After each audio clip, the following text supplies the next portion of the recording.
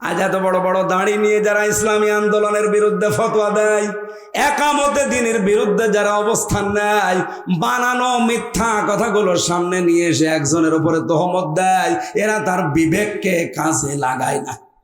আন্তর্জাতিক মিথ্যাবাদী, আমি যে তাকে মিথ্যাবাদী বলি তার নাম হলো আমির হামজা। আমি যে তাকে মিথ্যাবাদী বলেছি এমনিতে বলি নাই, এ মিথ্যাবাদী এবং চাপাবাজ, ঠিক আছে কি না? তো আজকে একটা বক্তব্য আবার নতুন করে শুনলাম, এটা আমার জীবনে প্রথম শুনলাম। সে বলতেছে নবী শব্দের অর্থ হলো সংবাদ বাহক, আর যিনি সংবাদ বহন করে তাকে সাংবাদিক বলা হয়, সুতরাং নবী নাকি সাংবাদিক ছিল। বলেন এই দেশে জামাত ইসলামী, চরমনাই পীর, ইসলামী আন্দোলন যেটা, এদের সাথে জীবনেও কোনোদিন মেশা যাবে না। বাকি যদি শয়তানের সাথে মিশতে বলে তাও মিশবো। একে আলেম বলবেন না জালেম বলবেন? এটা যে প্রকৃত জালেম বোঝা যাচ্ছে, তার বিবেক গেল কোথায়? আরে আপনি ভালো করে বলেন, এই পৃথিবীতে ইসলামপন্থী যারা আছে তারা কোনো দিন এই কথা বলবে, আসো আমরা মানুষের তৈরি করা আইন কায়েম করি? বলবে? ইসলাম নিয়ে যারা রাজনীতি করে তারা অন্তত এইটা তো বলবে, আর না যা বলুক যে আসেন ভাই আল্লাহর বিধানটা কায়েম করি। তা আপনি সরাসরি তো ফতোয়া জামাত ইসলামের বিরুদ্ধে, ইসলামী আন্দোলনের বিরুদ্ধে দিচ্ছেন না, সরাসরি ফতোয়া দিচ্ছেন আল্লাহর বিধানের বিরুদ্ধে। আপনার বিবেক গেল কোথায়? টাকা খেয়ে বিবেক বিক্রি করে দিয়েছেন।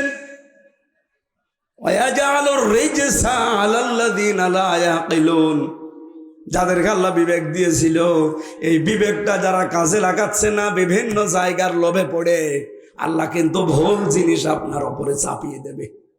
আর আমরা দেখতে পাচ্ছি কোরআন হাদিস পড়ে আপনি ভুলের ভেতরে আছেন। কথা বলেন ঠিক কিনা? ও মেহেরপুরবাসী, জ্ঞানী মানুষ আপনারা সচেতন, আমি দেখতে পাচ্ছি আপনাদের শোনার এই মনোভাব দেখে। আরো অ্যাক্টিভ ভাবে কিছু কথা শোনেন। আল্লাহ পাক বলেন আপনি সত্য কথা তুলে ধরেন, কলিল হাক্কু মির রাব্বিকুম ফামান শাআ ফালিয়ুমিন ওয়া মান শাআ ফালইয়াকফুর। হক কথাগুলো বলবেন, যার ইচ্ছা হয় সে মেনে নেবে, যার ইচ্ছা হয় সে কুফরি করবে। ইন্না আ'তাদনা লিয-যালিমিনা নার, অবশ্যই আমি আল্লাহ জালেমদের জন্য আগুন তৈরি করে রেখে দিয়েছি। বলেন নাউজুবিল্লাহ। আল্লাহ যেহেতু আমার হাতে, হাফিজের হাতে হেদায়েত দেয়নি, যদি দিত আপনাকে পিটিয়ে হেদায়েত করতাম। লাস্তা আলাইহিম বিমুসাইতির, হে নবী আপনাকে আমি দারোগা করে পুলিশ করে জনে পাঠাইনি যে পিটিয়ে মানুষ হেদায়েত করবেন, দরকার নেই। ফাইন্নামা আলাইকাল বালাগু ওয়া আলাইনাল হিসাব, মানুষের কাছে কথাগুলো পৌঁছিয়ে দেন, এটা আপনার দায়িত্ব। আর হিসাব নেওয়ার দায়িত্ব কার? আরো জোরে বলেন। আমি আপনার বিবেকের কাছে প্রশ্ন করছি, আপনি হিসাব দিতে পারবেন তো? এই জন্য আল্লাহ কাইফা দিয়েছেন যে কেমন হবে তখন যখন তুই আমার সামনে দাঁড়াবি, আর তোর পক্ষে বিপক্ষে সাক্ষী দেবে হয় রসুল, নাই রসুলের নায়েব। কেমন হবে লাগবে, কেমন লাগবে তখন তোর, তুই বল। আপনি নিজেকে একটু দাঁড় করান তো ওই জায়গায়। আজ তো শোনার পরও ঘাড় ঘুরিয়ে চলে যান। আমি যদি আমার বাবার কথা বলতাম আপনাকে, আমি নিজেই বলতাম চলে যান। আল্লাহর কসম মন থেকে বলছি, ফিরে আসেন, নিজে পড়েন। হুম্মিলা ওয়া আলাইকুম মা হুম্মিলতুম, হে নবী আপনার যে দায়িত্ব দিয়েছে আপনি পালন করে যান। ওদেরও একটা দায়িত্ব আছে, ওরা যদি পালন না করে আমি আল্লাহ ভুল জিনিস চাপিয়ে দেব ওদের উপরে।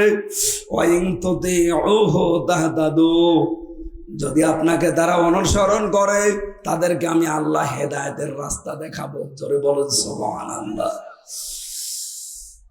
আল্লাহ এতটুকু শেষ করে দেননি, ওয়ামা আলার রাসূলি ইল্লাল বালাগুল মুবিন। হে নবী, হে রাসূল, আপনি এই পৃথিবীতে শুধুমাত্র পৌঁছিয়ে দেবেন স্পষ্ট কথাগুলো, এছাড়া আপনার কোনো দায়িত্ব নেই। আবার কি সাপ ঢুকলো নাকি? হ্যাঁ, তাই ওটা ঠিক আছে তো, না মরে গেছে? হ্যাঁ, একজনকে কামড় দিয়েছে শুনলাম, ওরা ট্রিটমেন্টটা নিয়ে গেছে হাসপাতালে। কি একটা আশ্চর্য বলুন। এরকম ঝড়ে ঝাড়ে জায়গায় দেবেন না। এখন আগামীতে অনুষ্ঠানগুলো কোনো কলেজ ময়দানে, স্কুল ময়দানে দিন। এরকম জায়গা দেখলে আগে দেখবেন তো, এরকম সিস্টেম থাকলে আমি আসবো না আগের থেকে। না, এই গ্যাঞ্জামটাই পরিবেশটা নষ্ট করি।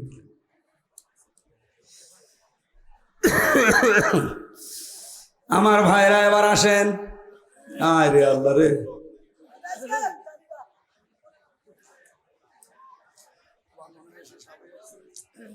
এই সাপেরও কি কাজ কাম নেই নাকি?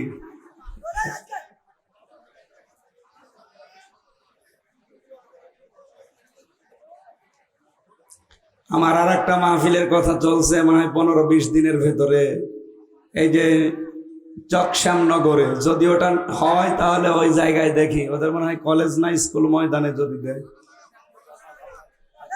চকশ্যামনগরে কথা বলার চেষ্টা করবো, যদি আরো কণ্ঠ উঠে যায়। তো নষ্ট করে দিল পরিবেশ।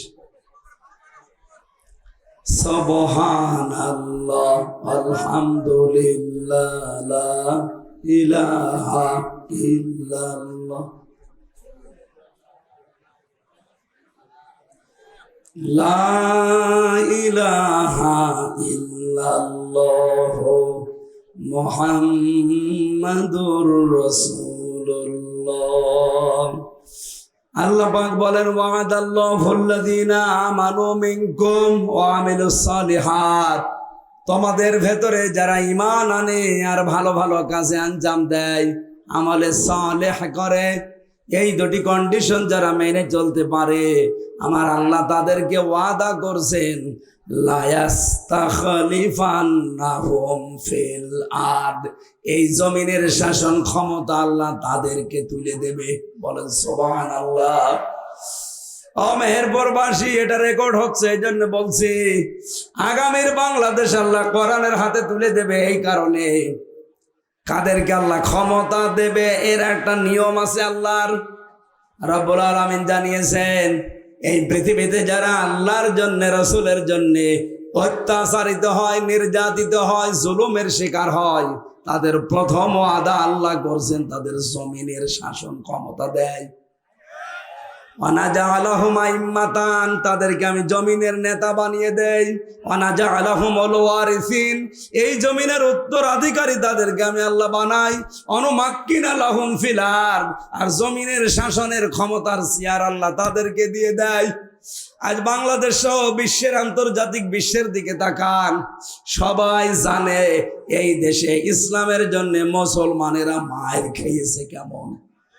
কথা বলে না কেন? সত্যিকারের যাদের ঈমান আছে, যারা ভালো কাজ বলতে শুধুমাত্র নামাজ রোজা না, মানুষের উপকার হয় কোন কাজে, এইটা ভালো কাজ। এই ভালো কাজগুলো যারা আঞ্জাম দিয়েছে, আল্লাহ পাক যেহেতু রাষ্ট্র ক্ষমতায় দেওয়ার প্রথম অধ্যায় এইটা নিয়ে এসেছেন, সূরা কসসের 5 নম্বর আয়াতে পাবেন, অনুমাক্কিনা লাহুম ফিল আরদ, আমি জমিনে তাদেরকে প্রতিষ্ঠা দিয়েছিলাম। কেন দিয়েছিলাম জানো? অনরিয়া ফিরাউনা ওয়া হামানা ওয়া জুনুদাহুমা মিনহুম মা কানু ইয়াহজারুন, আমি ফেরাউনকে, হামানকে আর তার সৈন্য বাহিনীকে, তার দলের লোককে দেখাতে চেয়েছি, যাদেরকে বেশি ভয় পেত তারা, তাদেরকে জমিনের শাসন ক্ষমতা দিয়ে আমি আল্লাহ তাদের দেখালাম। আজ 54 বছরে আপনি বলেন, এই দেশে বহু আলেম আছে, বহু হুজুর মার্কা লোক আছে, তাদেরকে দেখে বাতিলরা ভয় পায় না। বাতিল ভয় পায় শুধুমাত্র একামতে দিন দেখে। যারা জমিনে দিন কায়েম করতে চায়, বাতিলের টার্গেট শুধু তারা। এই হিসাবে আল্লাহর যেহেতু একটা সুন্নাত আছে, আল্লাহর যেহেতু একটা মানদণ্ড আছে, তার একটা নিয়ম নীতি করা আছে, সেই নিয়মে এই দেশে যারা জুলুম, অত্যাচার, নির্যাতনের শিকার বেশি হয়েছিল, আল্লাহর জন্যে, ইসলামের জন্যে, মহান আল্লাহ এই পৃথিবীতে এবার তাদেরকে উত্তরাধিকারী বানাবে। একটা পরিচিত আয়াত বলছি, দেখেন তো, ইন্না মা'আল উসরি ইসরা ফাইন্না মা'আল উসরি ইসরা, আপনি এখানে লক্ষ্য করে দেখেন, একটা পরিচিত পড়েন আপনারা প্রায় সময়। এখানে ইন্না মাল উসরি ইসরা, উসরুন ইসরন, উসরুন মানে কষ্ট, ইসরা মানে সহজ। আল্লাহ কষ্টের আগে আলিফ লাম দিয়ে ওটা নির্দিষ্ট করে দিলেন। এর আগে আল্লাহ মা দিয়েছেন, এর আগে ইন্না দিয়েছেন। কিন্তু সহজ যে বিষয়টা ইসরা, সেখানে আল্লাহ আলিফ লাম দেয়নি। আমি আয়াতটা নিয়ে ভেবেছিলাম যে কেন আল্লাহ উসরুনের আগে আলিফ লাম দিলেন, কিন্তু ইসরা যেখানে সহজ, স্বস্তি, শান্তি, নিরাপত্তা, সুখ, আরাম, এগুলোর আগে আল্লাহ আলিফ লাম দিলেন না কেন? মুফাসসিরিন ইকরাম আমি বহু তাফসীর মিলিয়ে একটাই পেয়েছি। তিনি বলতে চেয়েছেন এটা পৃথিবীতে কেউ যদি আল্লাহর জন্যে, রাসূলুল্লাহর জন্যে আর মানবতার জন্যে একটা কষ্ট সহ্য করে, দুনিয়া আখেরাত মিলে কমপক্ষে আল্লাহ তাকে ৭০টা শান্তি, স্বস্তি, নিরাপত্তা দেবে। তাহলে কষ্ট যদি করা হয় একটা, সুখ পাবেন কয়টা? আরো জোরে। এবার বুঝেছেন আপনি, কষ্ট পাওয়া লাগবে একটা আপনাকে, কিন্তু কষ্ট পাওয়া লাগবে আল্লাহর জন্যে, রাসূলুল্লাহর জন্যে অথবা মানবতার জন্যে। কষ্ট তো হাসিনাও পেয়েছিল, তার একটা কষ্টের জন্য আল্লাহ ৭০টা সুখ দেবে। তার কি কষ্ট আল্লাহর জন্যে ছিল, রাসূলুল্লাহর জন্যে, মানবতার জন্যে? কিসের জন্যে? ক্ষমতা হারানোর জন্যে। সুতরাং যাদের কষ্ট আল্লাহর জন্য করেছেন, এই মেহেরপুরে গুলি করে, আমি একজন শুনেছিলাম যে গুলি করে মেরে ফেলেছে একজনকে, মেহেরপুর জেলা আমিরের ছেলে তারেক ভাই। আল্লাহর জন্য যারা কষ্ট করেছেন, রাসূলুল্লাহর জন্য আর মানবতার জন্য, আপনি লিখে নিতে পারেন, মাস্ট বি কোরআনের কথা, আপনার দুনিয়া আখেরাতে ৭০টা শান্তি আল্লাহ আপনাকে দেবে। আমরা যারা আজ ১৫ বছর বলেন তো কষ্ট করেছি আমার নিজের কোনো অপরাধের জন্যে? এই কথা বলা লাগবে। যেই লোকটা আয়না ঘরে ছিল, ব্যারিস্টার আরমান, ওর নিজের অপরাধের জন্যে। ওর বাবা জামাত ইসলামের নেতা, এই জন্যে তার ছেলেকে আয়না ঘরে রেখে দিয়েছে গুম করে। আমান আজমি ভাই, তার বাবা জামাতের লিডার, এই জন্যে তাকে ১০ বছর আয়না ঘরে রেখে দিয়েছে। আমিও আয়না ঘরে ১০ দিন ছিলাম, কিন্তু অত কঠিন না, সহজটার বর্ণনা শুনেছেন আপনি? এই হাত এইবার পায়ের ভেতরে এইভাবে দেয়। আমার সাথে মুফতি ফখরুল ভাই ছিল, ওই চট্টগ্রাম বিভাগে বাড়ি তার। উনি আমারে বলছিল যে হামজা, এ পা এইভাবে দিয়ে দিল, সামনে লোহার ব্যারিকেড দেওয়া, ওখানে দিয়ে হাতের সাথে চেন আটকিয়ে দিল।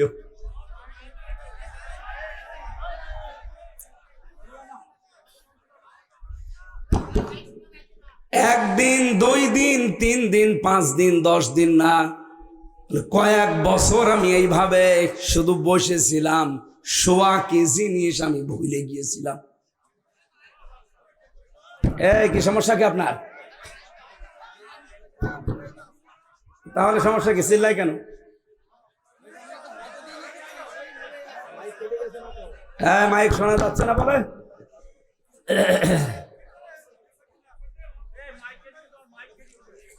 আমি আয়াতটা আগে শেষ করে নি, তারপর ব্যাখ্যায় যাচ্ছি। আল্লাহর ঘোষণা ছিল যারা ঈমান আনবে এবং ঈমানের দাবি অনুযায়ী যারা ভালো ভালো কাজে আঞ্জাম দেবে, লা ইয়াস্তাখলিফান্নাহুম ফিল আরদ, লামে তাকিদ নুনে সাকিলা, গ্যারান্টি 2টা। কার? বলেন। আমার মতো হামজা গ্যারান্টি দিলে আপনি বিশ্বাস করেন, আর আল্লাহ গ্যারান্টি দিচ্ছে 2 বার। জমিনের শাসন ক্ষমতা আল্লাহ তাদের দেবেই। কেন? কামাস্তাখলাফাল্লাযীনা মিন ক্বাবলিহিম, তাদের পূর্বেও আল্লাহ এভাবে দিয়েছিলেন, সেই উদাহরণ দিচ্ছে। ওয়ালা ইউমাক্কিনান্না লাহুম, আল্লাহ বলেন আমি প্রতিষ্ঠা করে দেব দীনাহুম, তাদের জন্য জীবন ব্যবস্থাকে, দিনকে, ধর্মকে, আল্লাযী ইরতাদা লাহুম, যেই দিনকে তারা পছন্দ করে। আমার আল্লাহ যেই দিনকে মনোনীত করেছেন তাদের জন্য, তার নাম কি? সুতরাং আমরা এই আয়াত অনুযায়ী বিশ্বাস করি, আমাদের ঈমান যদি সত্যি পূর্বপুরুষদের মতো হয় আর আমাদের কাজগুলো যদি ভালো ভালো কাজের আঞ্জাম কোরআন অনুযায়ী হয়, আগামীতে যেই দিন আমরা পছন্দ করি ইসলাম, এই দেশে আমরা কায়েম অবস্থায় দেখতে পাবো ইনশাআল্লাহ। এরপরে দিয়েছেন আলাইয়ুবাদদিলান্নাহুম, আমি বদল করে দেব, পাল্টিয়ে দেব। এখানেও লামে তাকিদ নুনে সাকিলা, মিন বাদি খাউফিহিম আমনা, তাদের ভয়ের সংস্কৃতি দূর হয়ে যাবে, তাদের আমি শান্তি, আমান, নিরাপত্তার স্বস্তি দিয়ে ভরে দেব। আজ দেখেন বিশ্বের বিভিন্ন দেশ এখন চাচ্ছে এই দেশে ইসলাম ক্ষমতায় যাক। এমনকি খ্রিস্টান যারা, ইহুদি যারা, বৌদ্ধ যারা, না মাইক এত ডিস্টার্ব করবে তো সমস্যা। ইউনিট কেটে গিয়েছে মনে হয়, এত আস্তে কথা বলে ইউনিট কেটে যাচ্ছে। হ্যাঁ এমনি কেটে যাচ্ছে, হ্যাঁ সব ইউনিট। এই শোনা যাচ্ছে না কিছু? ও শোনা যাচ্ছে না, ইউনিটের সমস্যা হয়তো তো ওরকম লাগাইছেন কেন? এখনই গুরুত্বপূর্ণ কয়েকটা কথা বলবো, এখনই যদি আপনি একজন পাঠান, একজন পাঠান, এই তাড়াতাড়ি জন্য। আমি আস্তে আস্তে বলছি ভাই, শোনা তো যাচ্ছে আমার মনে হচ্ছে কানে, ওই পর্যন্ত না গেলে। এটা আমরা ঘুরিয়ে দেন তো, ধরেন না কেন, এটা ঘুরিয়ে দেন, আপনি দেন, আপনি ঘুরিয়ে দেন। এটা ধরো, এটা ধরো, এটা ধরো, আমরা ঘুরিয়ে দেন।